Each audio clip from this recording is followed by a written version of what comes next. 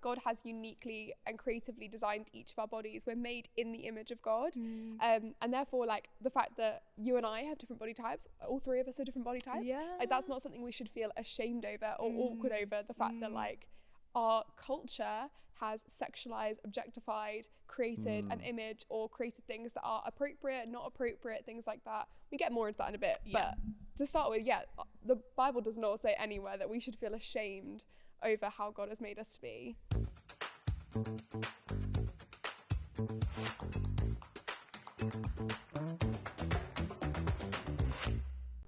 Hello and welcome to another episode of Unscripted, where we have honest conversations about faith, culture, and everything else in between. Today, just starting hot on the topic, I've got Darby and Sam, my friend colleagues. And in case I keep forgetting to say this, my name is Annette. Hello. So easily done. I know. I think I've done it a couple of times already in the season, but it's fine. It's fine. Topic of today, hot topic. I'm buzzing. Modesty. Tool of the patriarchy, or, you know, legitimate godly goal to aspire to. What are people's thoughts? How are we feeling? I feel like I'm always bringing my, like, Christian personal life angst into these episodes, but it's fine. Do you guys have thoughts? I'm Sam. I'm here as representative of the patriarchy today. Hello, Sam of the patriarchy. You are welcome. It's good to have you here. Always has to be there, in the middle, in the center. I was really clear that I had to sit here. I will command the conversation. It's the optics. It's the optics for optics. We weighed up that when you made your first point or contribution, I should just lean over you and say actually what Darby means. Yeah, can I just interject? I'll step in. I'm very aware that in this conversation, our experiences of modesty within Christian circles will be so different for me than you will have experienced. Yeah. So, partly today, I'm here to listen to you both and to hear what you have to say. But also, I don't know, offer some thoughts as and when they come up as well. But yeah, mainly I'm interested to hear what your experiences of modesty in the church are. I think going to what you said of, like, the question, is it a tool of the patriarchy or is it something that's godly and a goal to aspire to? It's both. Like, and I think it's sort of the whole thing. In a perfect world, modesty is great, but modesty means different things, and we'll get onto that in a second. But Darby, we don't live in a perfect world. Why are you giving me this both and nonsense? It's true. We live in a broken world, and therefore modesty has been used and abused by the patriarchy to create oppression, to create shame, to create guilt, or to push people the complete opposite way. And either way, it's not a tool. It's not a free design of what God truly intends for us. But modesty doesn't just refer to, like, sometimes when we think about modesty, we just think about how people dress, specifically how women dress. That's not what it's all about, which again, patriarchal thinking. It's not just about clothes. It's not just about oppressing women. Come on, let's think about the whole life picture of this. But modesty, like, doesn't just refer to our clothes. It also refers to, when we talk about being modest, that can refer to our lives, the way we live. Like, we can live modest and humble lives. And actually, as Christians, if you want to be like, are we called to be extravagant and excessive, or are we called to be modest? You can very easily argue we're called to be modest. But obviously that has a different outworking in our culture. We're kind of in this conversation. I feel like that definitely can also then lead us to, like, the opposite extreme of then being sort of like non-aesthetic people. Is it aesthetic? Is that the word? And you're just, like, shunning all things like extravagant and good, because you're like, as Christians, we need to be humble or we need to be modest. I feel like. And that's where I think that's kind of what I would say the patriarchy has done, is it forces you into either extreme as well. And also that's our brokenness of like feeling that. So that's often, like, I think modesty and modest culture has probably left Christians feeling quite ashamed and quite guilty. Like, you had that experience yourself. It's so true. Like, of just feeling like, I feel like I can't, like, wear certain things. That's so true. This is what always just, you know, bringing in my personal life angst. This is like my therapy sessions, these conversations. I'm here for it. Tell us more about your life. Honestly. Back to my amazing strict African mum. We love her, God bless her. But also, definitely, I'm a product of, like, that 90s noughties Christian culture of, like, having a strappy top, like, or even your bra strap showing was like, you are Jezebel. Why are you trying to lead people to sin? And I just kind of went a bit wild at uni, which kind of suggests that I was walking around naked in the streets. I wasn't, but I think I loved the freedom and the flamboyance of thinking, I live on my own and my mum is not policing what I wear and assuming things about me and my character and my intentions. Because I think it was about me having fun with clothes. And so this was like, well, I know that my intention isn't there to be like alluring the men into sin. Why do I feel so like trapped or limited in how I can express creativity or individualism or fun with clothing? And so definitely that is like the saga and the background of my pushback against some of the ways that we are around one another in Christian circles, in your church communities, and even like just because of like how my body looks. I can definitely wear a top where maybe somebody else, if they're proportioned differently, they couldn't wear that. It would be exposing. But then it's kind of that sense of like not having the wisdom or the open conversation, and we're just both mutually judging one another. She's like, why are you in that top that I definitely can't wear? And that's like so scandalous. And the yes, guilt culture. yes. The Bible does not teach us to feel ashamed or guilty of our bodies. Like it says in Genesis, God created us and he was like, that is very good. Very and, good. In Psalm 139, like we're fearfully and wonderfully made. Like God has uniquely and creatively designed each of our bodies. We're made in the image of God. And therefore, like the fact that you and I have different body types, all three of us have different body types. Like that's not something we should feel ashamed over or awkward over. The fact that like our culture has sexualized, objectified, created an image or created things that are appropriate, not appropriate, things like that. We get more into that in a bit. But to start with, the Bible does not say anywhere that we should feel ashamed over how God has made us to be. That's true. I mean, I don't know, Sam, any thoughts? I feel like you've been listening so well. I'm listening reflectively. Such a feminist. Such a feminist. I hope. But as I'm listening to this, I'm hearing you both, and I'm seeing like the kind of almost the need for that kind of third way of like there's the opportunity to view modesty one way and just kind of almost disregard it and throw it out as something that like is like a completely oppressive tool, the patriarchy, and so we're going to just like completely get rid of it and we're not going to worry about it at all. But then there's the other point of view, as you say, where it's like actually modesty can become something that we become so kind of interested in and so kind of concerned with that maybe does that cause us to stumble as well in another way. So it's almost like, right, so we need to take the good bits from recognizing that, okay, so maybe if there's a good thing about being modest in our appearance, then how do we take the good things and then how do we look on the other hand and say, right, so how do I not kind of idolize it? Does that make sense? Yeah, so because true. I'm really aware that like, and in my life I've met Christians from like a variety of backgrounds,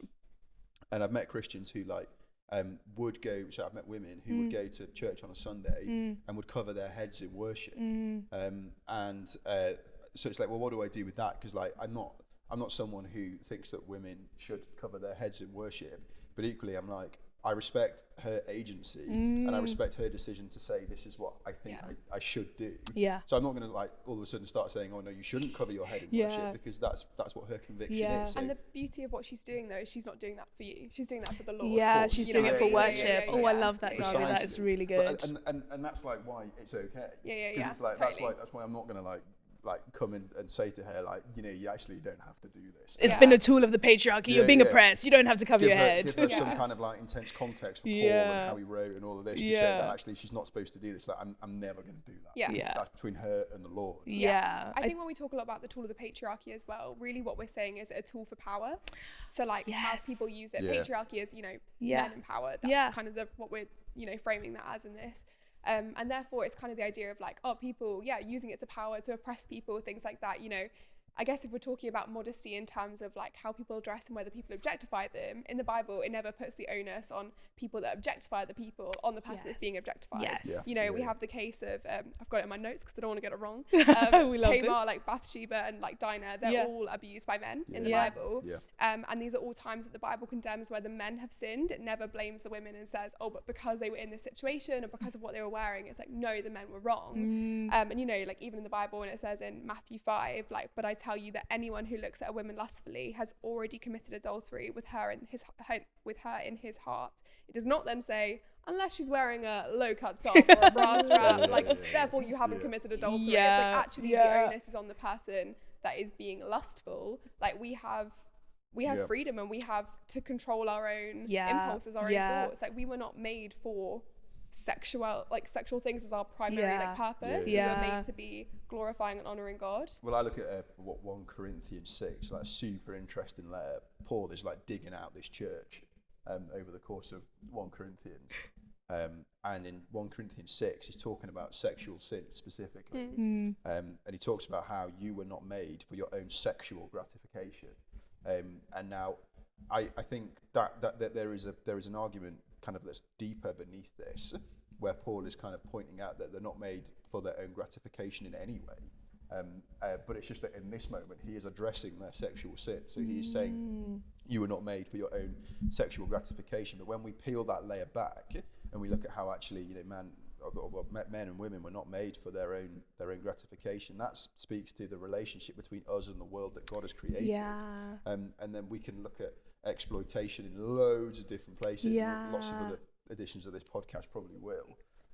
But in this one, it's highlighted that actually then it's as much as that relationship is corrupted between us and everything, so too is that relationship corrupted between us and the bodies of others. And so that if we start to look at them with the kind of mind of that is a body that has been made for my sexual gratification. I love this. That is so broken. Yeah, that is such a broken way to think about something. And it's such a good challenge to be like, how are you perceiving another person in this moment? And kind of bringing it back to the speck in your own eye first before trying to get the log in another, or looking at the log in your own eye before the speck in someone else's. And I think what I loved when we were reflecting beforehand, our colleague is reading a really great book. I actually wrote the quote down. It's by Diana Langbird, and the book is called Redeeming Power.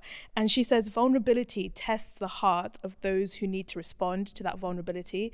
It tests their character and like their hearts and their intention. So if you... Not the one who's being vulnerable. Not the one who like is in need or who's like exposing themselves in some way. So it doesn't have to be like as intense as... I don't know, sharing a deep, dark secret. It could just be as simple as like how they're dressing and like what response does that evoke within you and what do you do with that, and kind of digging a bit deeper beneath the surface, which is, I don't know, that's all the stuff that I love so much. But I still think that is, to go back on all of this though as well, like so true, the onus is on obviously not to be lustful, not to do those things. That's perpetrator, that's not how we should view other people's bodies, that's not how we should love other people.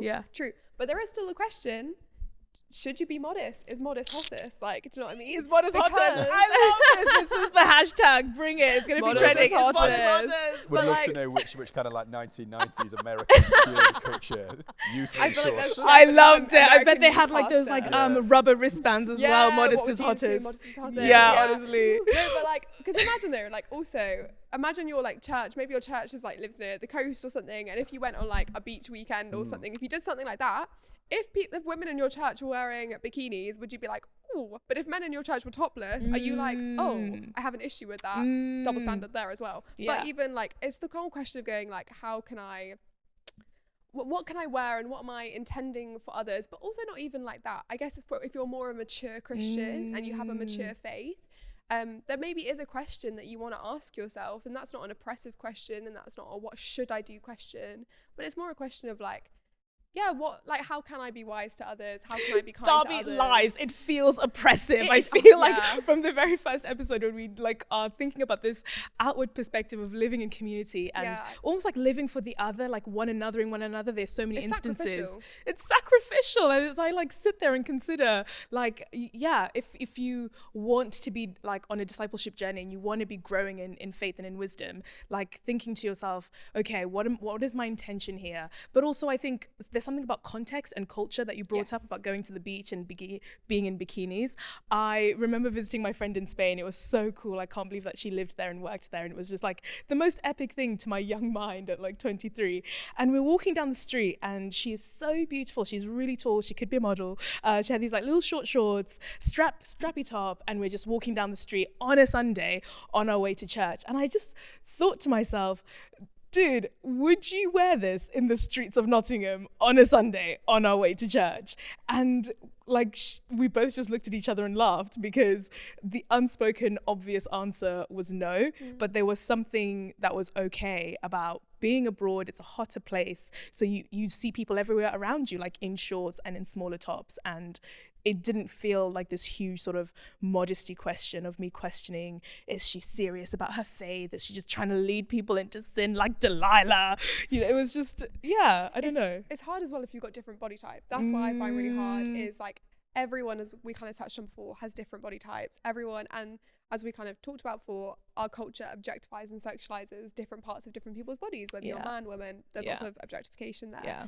And I think one of the things that's really hard is the whole thing of going like, oh, like what should I wear, and like to affect my body. And then also you don't want the feeling of like I remember growing up, I basically felt like I had quite different body types to my peers. I feel like I grew up a bit quicker than some of them, and I basically felt like this hugely uncomfortable thing of being a teenager anyway, feeling uncomfortable in my skin, but feeling uncomfortable basically being like, I can't wear any of the clothes that my peers wear because I feel uncomfortable and I feel like I'm being exposing and I feel like I'm doing those things. And that was hugely uncomfortable for me because I just felt so like I don't know what I can wear because I have no clue whether this is appropriate, isn't appropriate. But it ended up making me feel like ashamed, because I was then like, I feel ashamed of my body because I feel like I need to hide my body. But then it's so hard working out that line. Now I feel like I've gone on such a journey, guys. So good at me. Not good at me, lols, but like good at the Lord, you know. But like going on that journey of like actually being like, no, this is who God's made me to be. I'm gonna really love my body and accept it for the way it is, and like be, but not just accept it, but be like really thankful for it, because my body does so many wonderful things for me, and that's so good. And like not hate it, but ultimately clothes are something I enjoy, and they're also functional. And if it's hot, I'm going to wear certain tops, and if I'm going swimming, I'm going to wear certain things. And that's a practical thing of like, I love my body and I want to do that, and I'm not going to feel ashamed that that's what I look like. So that to me sounds like, as between you and the Lord, as I guess for the women that I know who would cover their heads in worship, it's like similarly, like they've probably also gone on such a journey. I'm sure. In the same way that you've said. They've gone on this journey, and it's led them to maybe a different like conclusion of what modesty looks like in their life. And I'm definitely not going to sit here and like invalidate either one of those, because it's between you and the Lord. I love that. And I think what was also really humbling in the journey of thinking about others and exercising wisdom, I was talking to my friend about this, and she was like, well, like I'm married to my husband, and it's really hard if he's in church and people aren't exercising wisdom and how they're looking, especially like in big cities. You want to be fashionable, but you don't want to like cross the line. And in my heart, I was raging. I was like, let the women live. Let them wear what they want. This is a man's issue. But if I want the same sort of love and consideration when I'm on my period, because we all know I can't do that much when it's in that like phase of my period, like it's not a direct equivalent, but I thought to myself, it would be so nice if the men in my life, my brother, my dad, my partner, if they were just like, if they just were aware and they were like, oh, do you know what? This is like not the best week for Annette. She's really struggling. I'll get her some chocolate. I'll like let go of the dishes that haven't been done. Does that make sense? Like that sense of like other-minded considerateness of like, this is what's happening for her in her life right now. And so I was like, wow, I could do the same for my brothers in Christ. Like this, like that temptation doesn't need to be there for them. And that's something that's going on for them in their life. So I think speaking as a man, thank you, Sam. That's Thanks, all right. man. I will do so. I think when it comes to modesty and like what is a man's role in that space, I think that the kind of like power imbalance like is everything, or the power dynamic is everything. So like who's got the power and how is it being wielded? Yes. And I think for men, for me personally, and the people who are listening who might disagree, this is what I pretty firmly believe, is that instead of legislating to women what modesty does and doesn't mean for them, I would instead suggest that men can like legislate between themselves to say, as you said, like it's about in the eye of the one who is lustful. And so for me, I think it's more about trying to take that kind of like Nathan in the story of David and Bathsheba, having that like prophetic edge to like call out other guys. Yes, but Samuel. I have to say, like in all integrity, I can't sit here and say that like I do this well. Like, we're all on a journey, friend. We're all on a journey. I've got remarkably little worked out. But I think that's my role. When it comes to modesty. I really love that. As a man. And that's the way to live it out. I think there's a way we live it out within our within our church culture as well, and being that one anothering. It's the whole thing of like, actually our culture does not does not teach us that we should love our bodies. Like I saw this thing once, it was like loving our bodies in our culture is actually an act of radicalization, because like our world does not teach us that you can love the way you look. Obviously you're sold like a million things every day, there's to change how you like look, what you should do, change how you look, whatever. So loving your body, loving the way you're made, like is actually a radical act in itself. And there's the love for ourselves, and there's also the love and respect for others. That's again radical, because we're told that that's not like, we're not supposed to do that. We're so like, individualistic in our cultures. It's about me and how I feel. Exactly. And it's so interesting that our culture is so love yourself and love your body, but then is also preaching the complete opposite message in the way that you love your body. It's don't accept it, love it but don't accept it. And it's actually like, that's not, we're taught to love and respect our bodies and each other's. I love this. I feel like that's a great place to land it. We're told to love our bodies, ourselves, and others as well. I feel like we could talk about this for so much longer, but you guys would get bored, so let's not do that to you. Thank you so much for watching, for listening. Please engage with us. Let us know your thoughts. These have been ours. Even though we work for LICC, we just want to have honest conversations with you about the things we're experiencing when it comes to being a Christian in this complicated world we live in. So like, subscribe, share with your friends, write in the comments. I guess see you next time. Bye.